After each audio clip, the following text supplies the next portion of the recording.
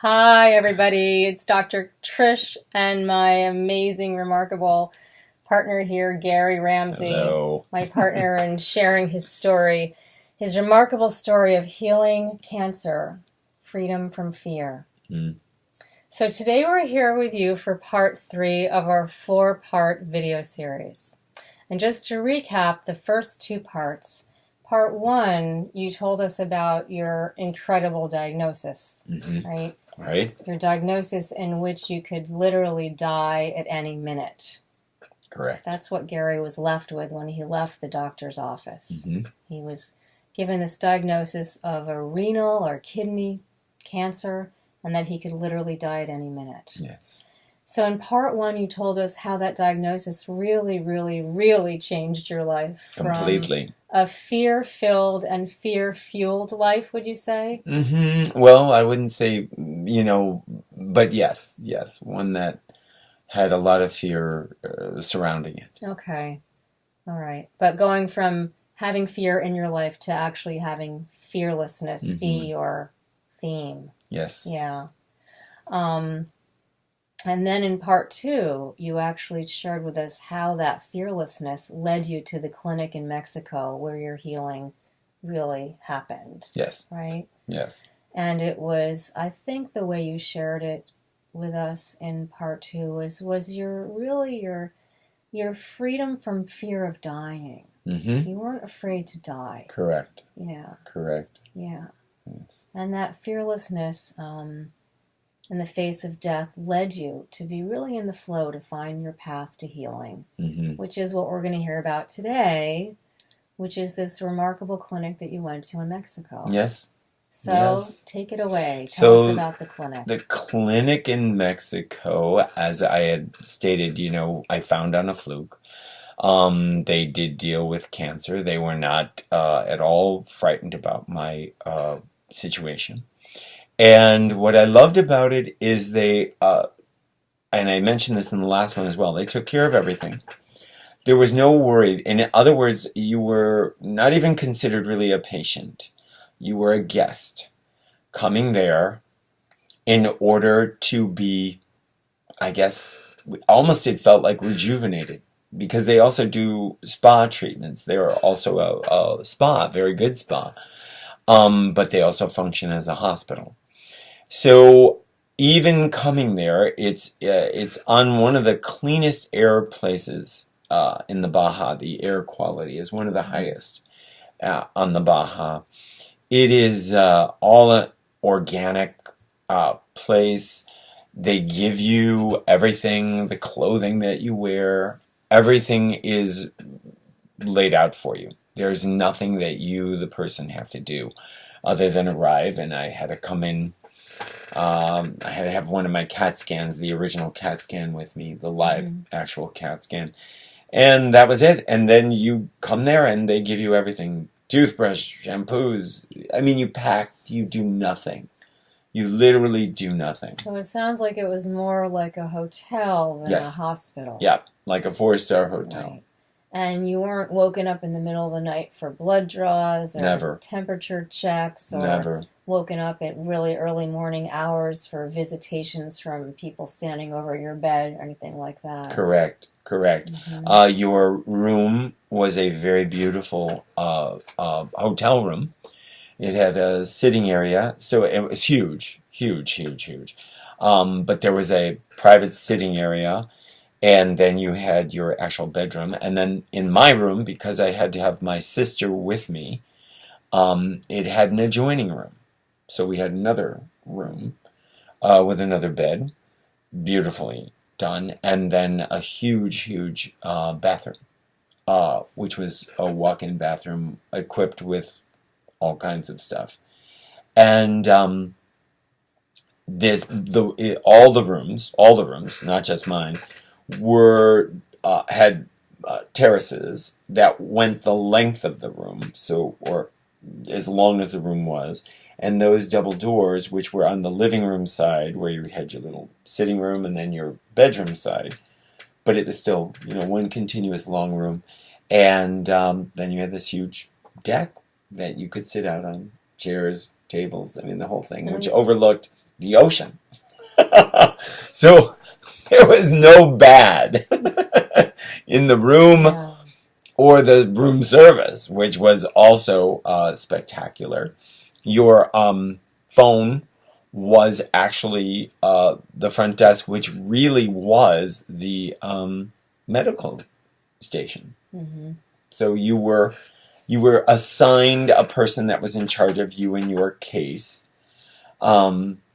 Everything there was computerized. You could, again, like any hotel, you could get anything you needed, even medical service, even emergency service. There was everything was just a little tap away. So it was quite stunning, the way that it was set up. So you got there after not too many days of planning this trip, as you shared with us in the last video. Correct. And they actually wanted you to come as soon as you possibly could. As soon as I could. And they reviewed all of your records. Yep. And they had a plan for you. So what happened when you got there? How are they dealing with your kidney cancer? Well, the day I arrived, it was a Sunday. So I was diagnosed on a Tuesday, and I was in Mexico on a Sunday. When I got there, that day is their lightest day, so I didn't see much of anybody. I got acclimated with the facility, the dining area, which was spectacular. The food was amazing. And then my real day of therapy began on Monday. Mm-hmm. And my first appointment was with the psychologist. That was Mm-hmm. So I, of course, would have blood drawn in all my tests that happened before that appointment, but I knew nothing about that. I just did it. They were lovely, and then that was my first appointment. And then appointments followed after that.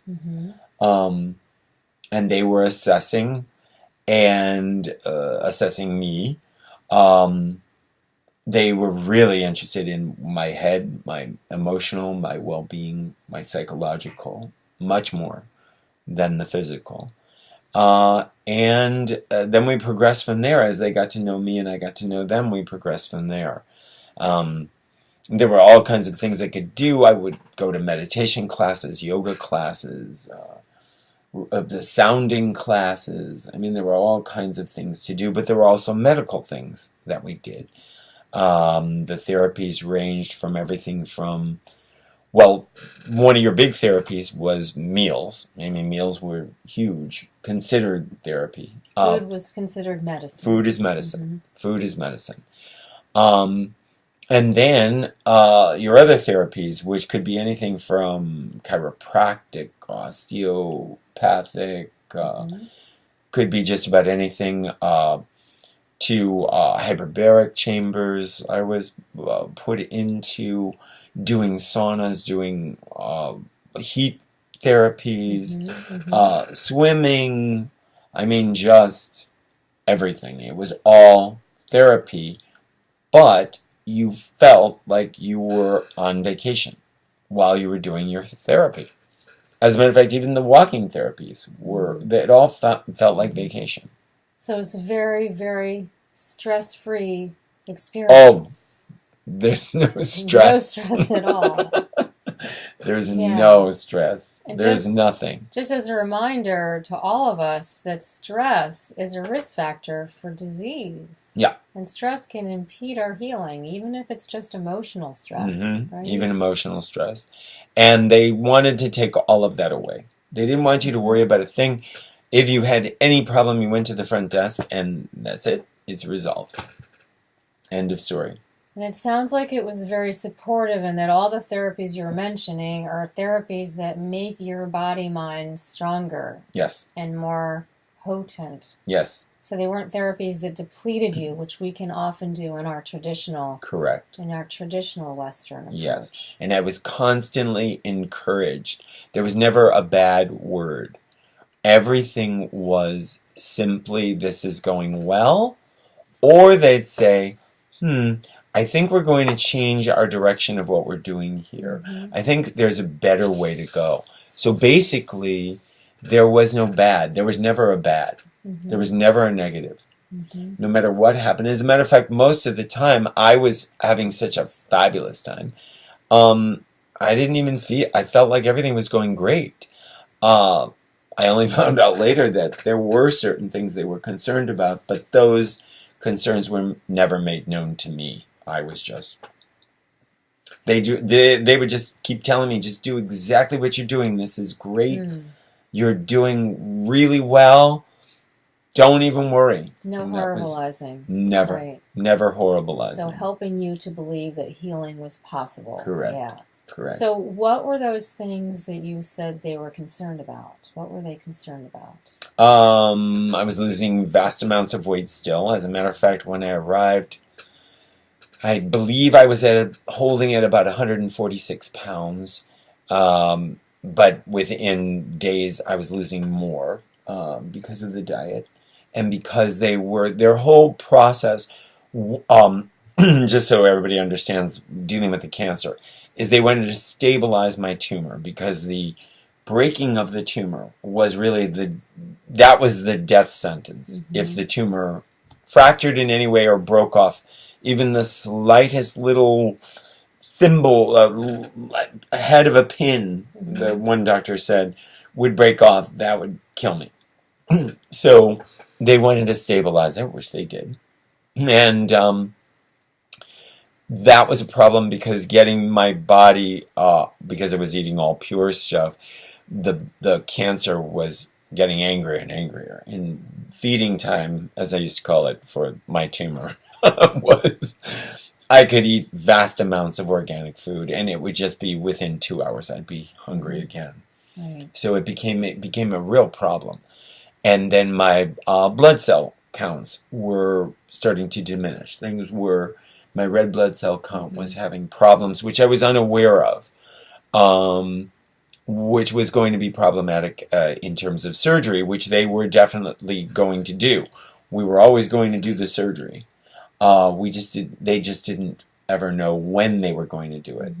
Unlike here, I was told immediately to do the surgery. That was the only hope, and a slim one at that, because the fracturing is much more likely. Mexico would say that if you don't do the pre-treatments, fracturing is much higher likelihood of happening during the surgery. Yes. So when I'm talking about two different perspectives. The states believed in the surgery immediately, but the potential to fracture was greater. Mexico didn't believe in that, and they felt that they could contain the fracturing from occurring, or stop it from occurring, which they did. Right, and they wanted to strengthen your body. Correct. And strengthen your spirit. Correct. And it seems like everything that they were doing definitely supported both. Yes, because they wanted me in the best possible mental and emotional state for the surgery. Yeah. So you told me, and also if I'm remembering correctly in the book, you had some acute episodes. You had some issues that happened right there with some bleeding. Several, right? Yeah. And one of them was pretty severe. Interesting how they handled that. And once again, I was in my room by myself. This is before my sister had come, and I just was in tremendous pain. Let's just say that. And I knew, and there was tremendous amounts of blood coming through the urine. From the urine. Yeah. From the urine. And they were Which painful. Which is common in renal cell cancer. Yes, and they were hematomas, so they were very thick and very hard to pass on top of that. And I just, on the phone, I said, I need help, and I'm in trouble. From your room. From my room. From your hotel room. From my hotel room. I just pressed that little button.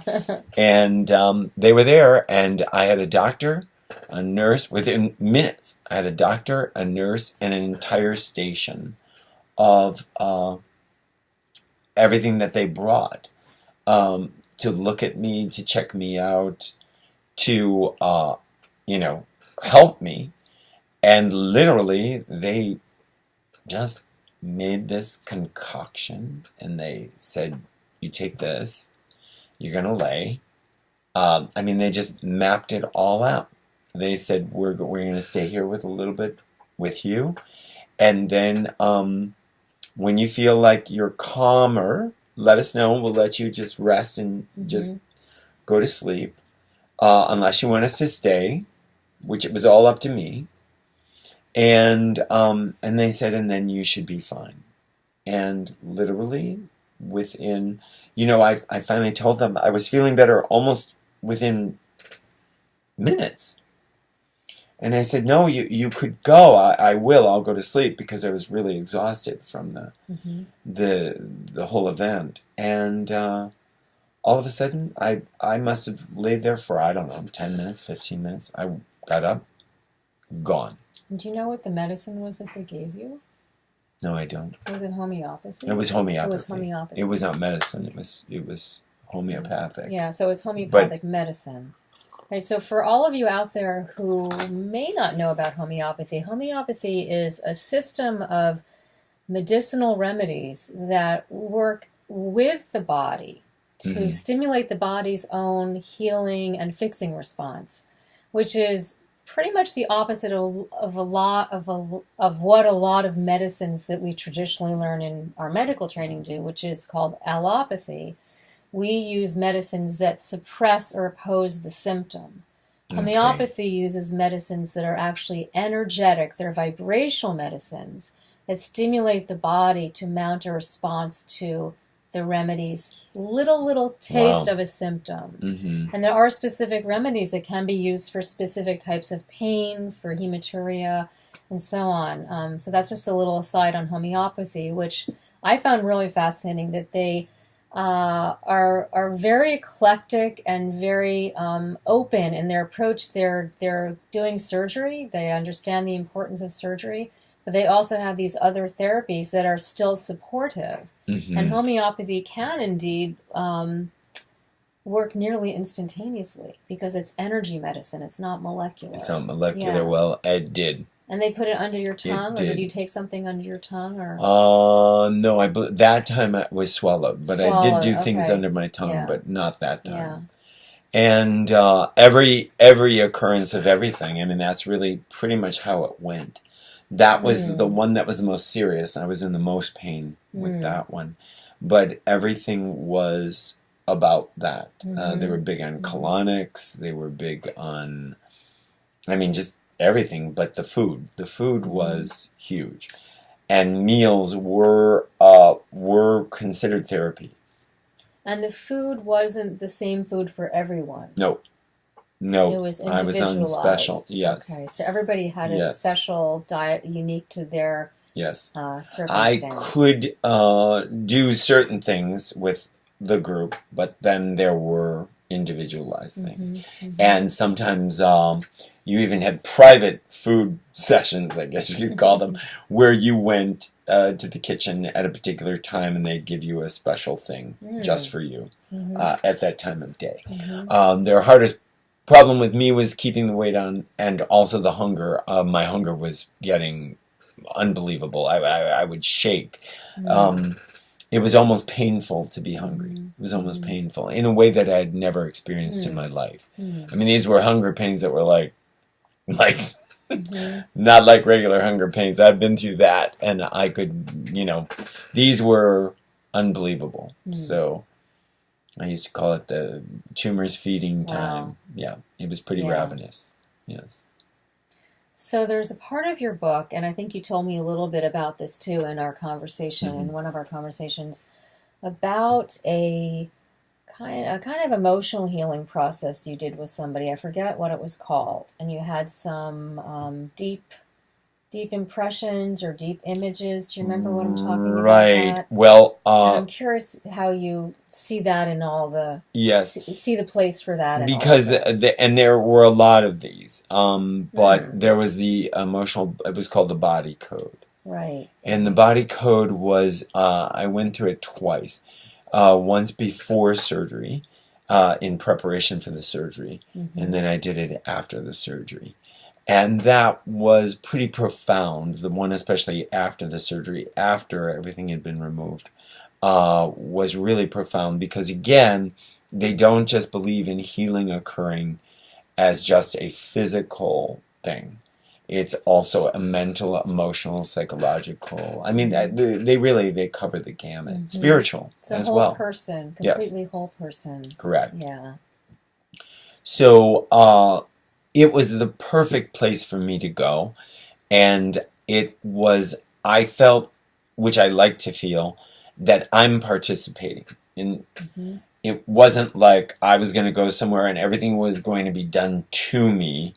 It was like, okay, I'm going to this place and I am working with them in order that we are all participating. And that's how I felt straight through the surgery, really. Right. But it sounds like it really wasn't work. It sounded like you could surrender to be taken care of by people that allowed you to feel completely safe. Right. And comfortable and nothing to be worried about. Right. But I did have my work in that I had to show up at the appointments. I had to eat what I was given. I had to take what I was given. You had to look at that view outside your window. I had to look at horrible pressure to look at the ocean view. That terrace, probably these tropical flowers. Right? You know, flowers and water and you know. But it was really, that was my part, was to keep myself in good shape throughout the day. And it was a very mindful process and a very wonderful one, really. So it was, in a sense, your job, but a very pleasant job. Right. But it still was a job.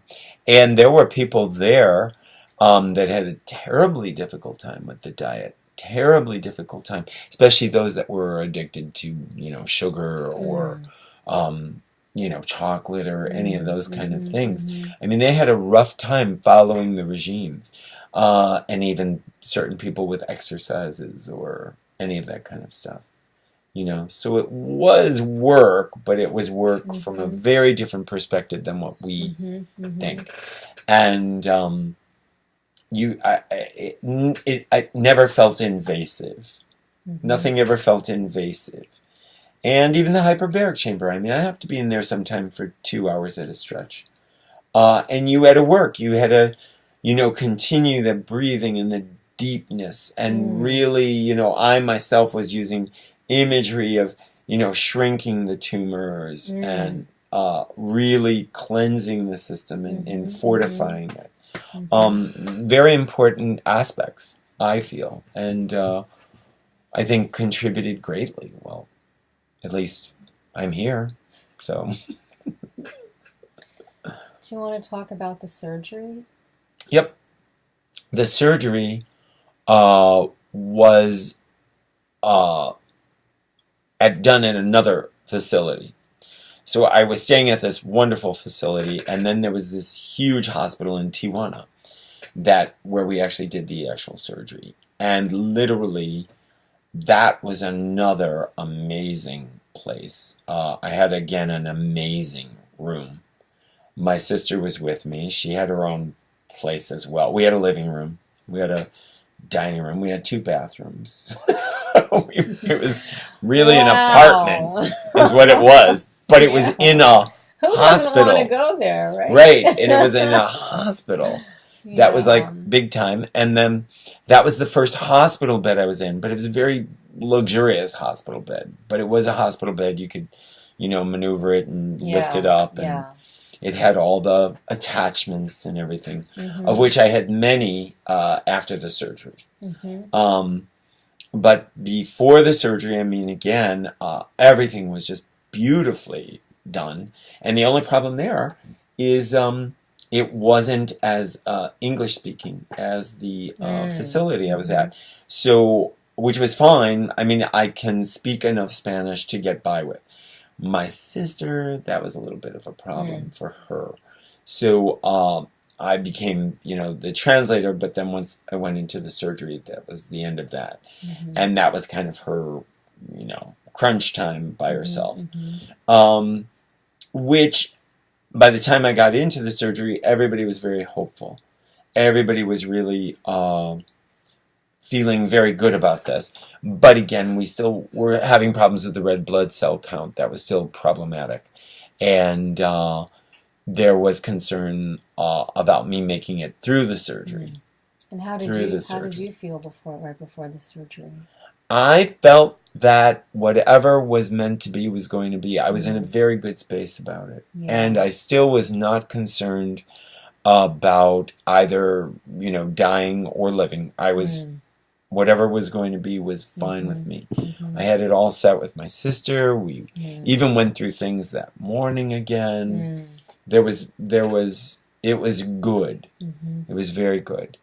And then when I went into the surgery, I kind of, as I read about in the book, I went into the surgical zone, which is a place I go and did it only once before when I had an appendicitis when I was young.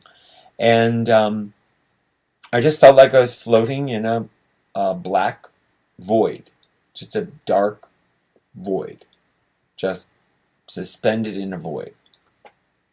And that was it, until I woke up. And when you woke up? And when I woke up, I didn't really know what was going on. And not to do a little bit of a spoiler alert, I really didn't know if I was dead or alive when I woke up. And I kind of had to remind myself that I was supposed to have done a surgery. And I didn't know if they did it or didn't. And then I thought, wait a minute, I don't know really if this is all real or not. And then the spoiler alert is I saw this person standing by the bed who looked out of place. And then I saw another person that was at a desk. And then I was getting very confused about what everything was. And so in my confusion, I actually realized that the person standing by my bed was my deceased grandmother. But I didn't recognize her, which was also confusing. But then I knew that it was she. And she had kind of been a presence throughout my whole time in Mexico. And she was a kind of a powerful influence throughout my life, even though she died when I was very young. But anyway, I had had several dreams about her, and in those dreams, I kind of was convinced, especially after one of them, that I was not going to survive. So I think that was part of my confusion. And then seeing her, or what I thought was her, produced even more confusion, and I thought I was dead. And at that moment, I was just overwhelmed with joy, because I felt like this was the best thing that could happen to me, and that I had gone on, I had passed out. And that I was like, I guess, in the waiting room of heaven, waiting to be processed. And my grandmother was there to help process me, kind of like on the first day of school. So it was a wild thing. But then I realized I was not dead because of a few little events that happened.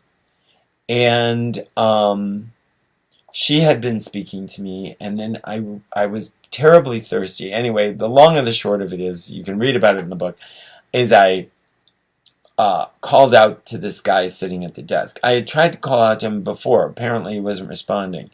Then this time he responded. And then with that interaction between the two of us, then she was gone. She was gone. She had been there for what seemed to be a long while. Maybe it was 5 minutes, but it seemed to be a long time.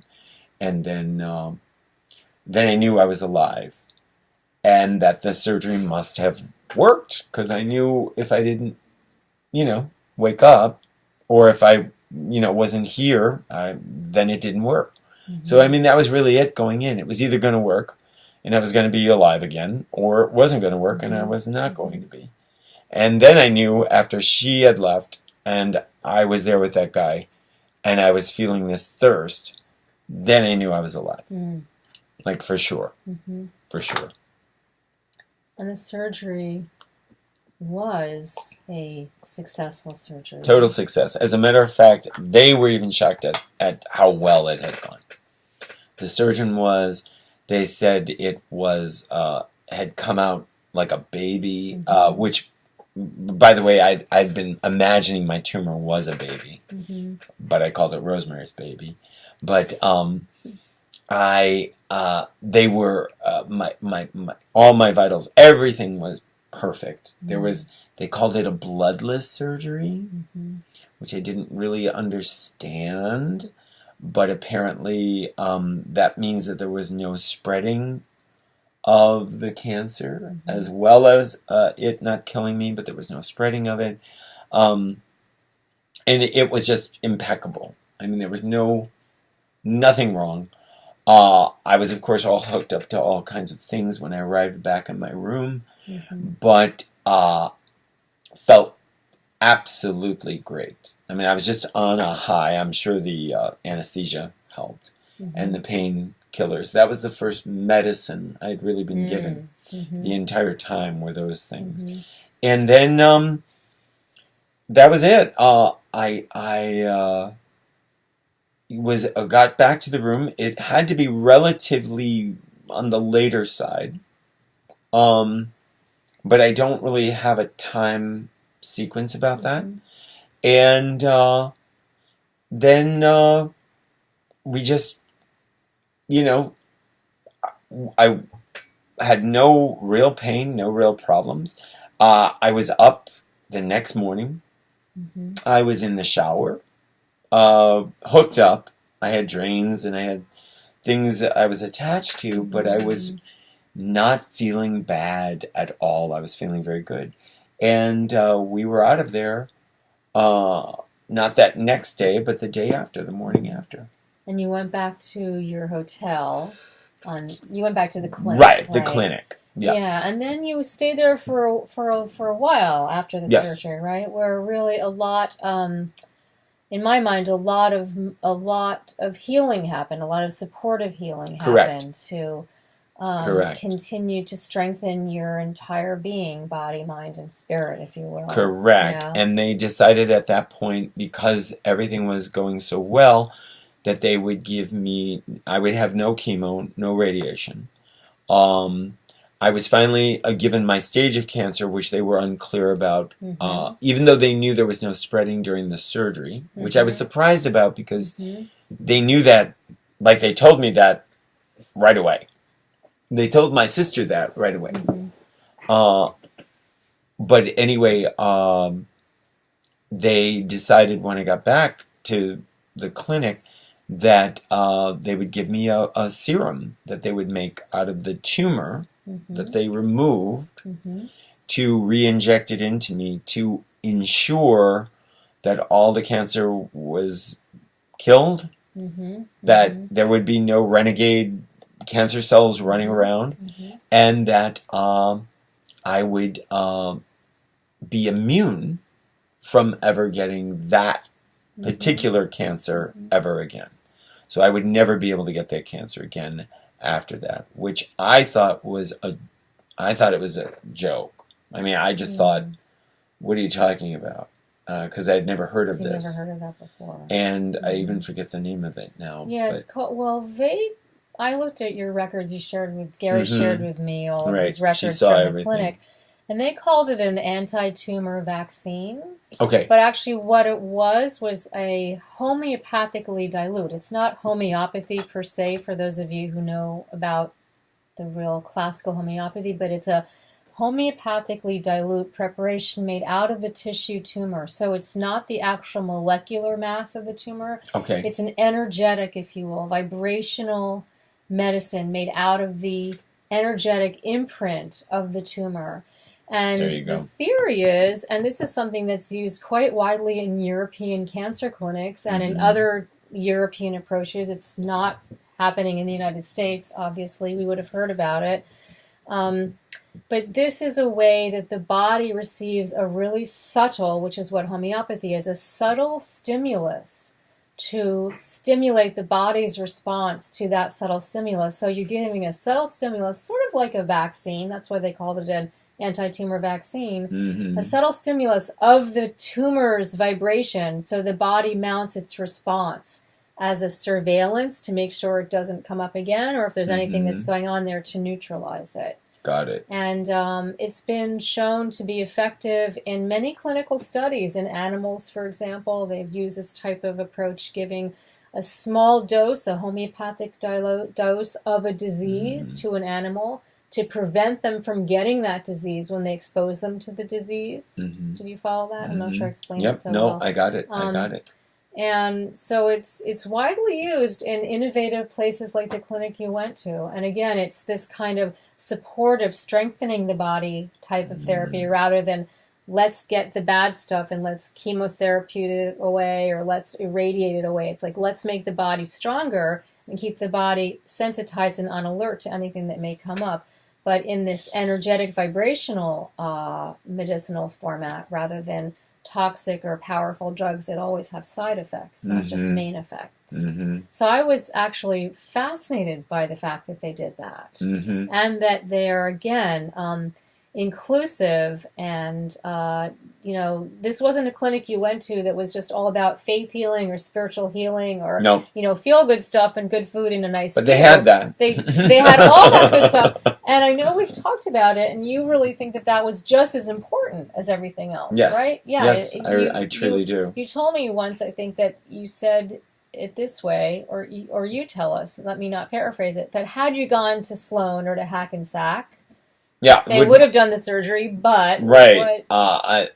Again, it would have been too invasive for me. It would have been too scary, the whole thing. Whereas here, I just felt more like I was giving me, my body, the cancer. We were all being given time to kind of get to a better relationship with each other, which is why I think everything worked as well as it did. I mean... even my stitches came out. They used some kind of staples. I mean, those came out quickly. Everything. I was healing. Everything was healing so fast. Right. It was just unbelievable how fast. And getting back to feeling like nothing was wrong with me. Right. And that... this environment allowed you to cultivate this feeling of well-being and peace. Absolutely. Ease. And we cannot heal if we're not in a state of peace and ease. Correct. If we are in a state of dis-ease, we completely impede healing. Correct. So they were cultivating this garden for you to just flourish and blossom. Yeah. And again, as with the episode with my grandmother, there were all kinds of things that came up about the past, about the future, about dying, about all kinds of things, but none of it was scary because nobody made you feel like there was something wrong. Even when I would speak to the psychologist or tell him about things, times I was just sobbing uncontrollably, but there was never any problem. It was always uplifting. It was always, and I always learned so much from the event, and I felt so good after it that it was like, oh my God, so that's what I mean, that it was work. I mean, it was work on the person's part. There were people there who were a little more in denial about themselves or maybe their disease or that. I mean, I saw a multitude of people there. But what was so good about me and what they loved about me is that I really gave myself over to it. And the results were absolutely spectacular. And I only stayed to what I didn't realize, but I learned, after a kidney is removed, just in general, forget the cancer, the other kidney goes into shock, the remaining kidney. So I stayed a little longer for therapy to kind of get that other kidney out of shock, which is not something that's done here in this, at home. Here, they just give you medication and they just send you on home. But there, they reacclimate the other kidney, which was my non-dominant kidney, which I didn't know about that. But everybody's got a dominant kidney and a non-dominant. Like your right hand and a left and hand. a left hand. And I was left with the non-dominant one. And they were trying to give it time to strengthen and get up to par, which it did beautifully. I mean, you know. So I did stay a little bit longer than I was scheduled to stay. But all in all, I was there a little less than 6 weeks. And that was from beginning to end. And when I arrived back on a Saturday. And I was back at work, I think it was a Tuesday or a Wednesday. Wow. Doing my schedule. Just back to life. But when you left, you were feeling very well. You were feeling well enough to return and to go back to work. Correct. Right? And I left Mexico, Yeah, often we don't leave hospitals, conventional hospitals, feeling ready and well enough to go back to our lives. Yes. And that healing experience wasn't just the surgery. It was really bringing you back to a place of optimal health on all levels. Correct. Yeah. Correct. And that was rather their than sending intent. you home depleted. Correct. Yeah. Correct. As I know many people who I have known who went in for surgeries, and then of course, as those of you that have dealt with this and the insurances they have to go within days. They have to be. Some people they won't even, they'll barely let you stay overnight. So this was not that case.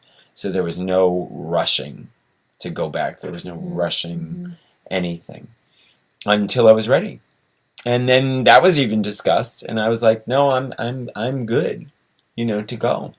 And they sent me off with my vaccine. I still had weeks to go on the vaccine. That went on for a 6-week period, and I think I started it. I was already in week 3 or something like that. So I had like whatever was left to continue on in the States, and I finished all that off, and then continued with diet and nutrition when I returned, all of which was mapped out for me. What was the diet? What was their nutritional guidance? Most of what I had to follow was not because of the cancer, it was because of the kidney. So I still stayed away from all processed sugar. They wanted me off meat, red meat in particular, no red meat. But I could have a little bit of fish and chicken, but not a lot, because again of the kidney. No caffeine because of the kidney. Although they did allow, if I had caffeine in tea, that was okay. For some reason, that was not as bad. They felt that the acidity of coffee was bad. They weren't against coffee. They were, though, for me because of the loss of the kidney. So they said, if you need any caffeine, you can do tea. Right. Yeah. So that was it. And lots of water. Lots of water because of the kidney, So that was really what I pretty much followed. But I stayed pretty much to the diet I had out there until, probably a year and a half after the operation, because I wanted to make sure everything was good, Yeah.